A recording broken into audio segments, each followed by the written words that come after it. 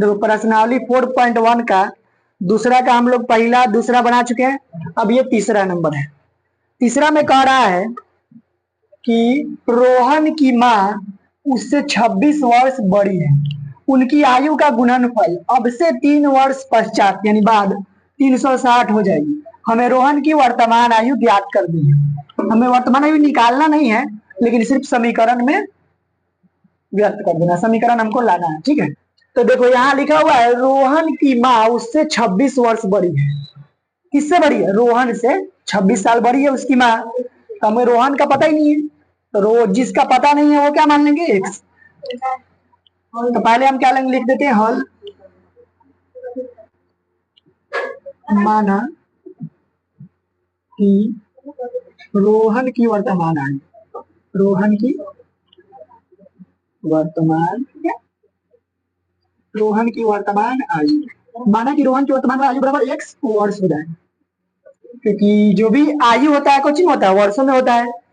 आयु को वर्षों में मानते हैं। तो माना कि रोहन की वर्तमान आयु बराबर रोहन की माँ की वर्तमान आयु बराबर क्या हो जाएगा? क्योंकि देखो कह रहा है रोहन की माँ उससे 26 वर्ष बड़ी है। मान लो रोहन का उम्र 1 वर्ष है, तो उससे 26 साल बड़ी है, तो x प्लस 26 वर्ष नहीं हो जाएगा उसकी माँ का उम्र? तो x वर्ष है उसका, रोहन का, उस 26 साल बड़ी है तो प्लस में 26 हो जाएगा। तो x प्लस 26 वर्ष नहीं हो जाएगा रोहन के माँ का उम्र? x प्लस 26 वर्ष। अब करा उनकी आयु का गुणनफल फल अब से 3 वर्ष पश्चात, 3 वर्ष बाद, तो 3 वर्ष बाद पहले तो रोहन की आयु में भी 3 साल बढ़ा देंगे, तो x प्लस 3, और फिर उसकी माँ का उम्र है x प्लस 26, तो x प्लस 26 में भी 3 साल जुड़ जाएगा। उनकी आयु का गुणनफल था, गुणनफल हो गया और 3 साल दोनों में बढ़ भी गया, तो बराबर कितना है? 360। कितना हो जाएगा? 360। पहले हम देखो यहाँ x प्लस 3 है तो x प्लस 3 लिख देंगे। ये देखो दोनों जुड़ेगा ना, अभी ये दोनों संख्या जुड़ेगा, तो क्या हो जाएगा? x प्लस 26 3 29 बराबर कितना हो जाएगा? 360। अब यहाँ जब भी इस तरह का जब भी कोई क्वेश्चन हो तो हम क्या करेंगे, इससे पहले वाले से इन दोनों में गुना करेंगे, फिर इससे दोनों में गुना करेंगे, ठीक है।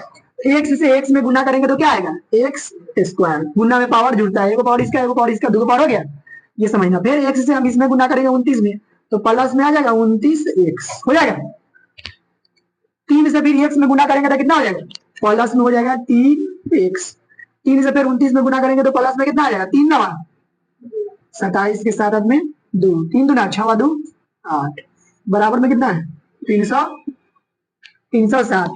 अब यहाँ देखो x स्क्वायर प्लस 29x, 3 को x हो गया 32x, अब प्लस में कितना है? 87।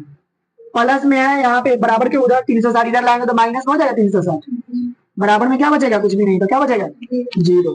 तो यहाँ देखो क्या आएगा? एक्स स्क्वायर प्लस में हो जाएगा 32x, इसमें से ही घटेगा 10 में से 7 गया, माइनस में है क्योंकि ज्यादा वाला माइनस में है। 10 में 7 गया 3, 5 है तो ये 15 हो गया, 15 में 60 गया 7, ये क्या रह गया? 273 बराबर में 0। देखो द्विघात समीकरण है कि नहीं? सबसे ज्यादा पावर x का 2 है, द्विघात समीकरण है, यही हो जाएगा आंसर। सिर्फ हमको क्या लाना था? द्विघात समीकरण के रूप में इसको ला देना था, द्विघात समीकरण के रूप में व्यक्त कर देना था। समझ में आया? चलो ठीक है, अगला क्वेश्चन अगले दिन बनाएंगे, ठीक है।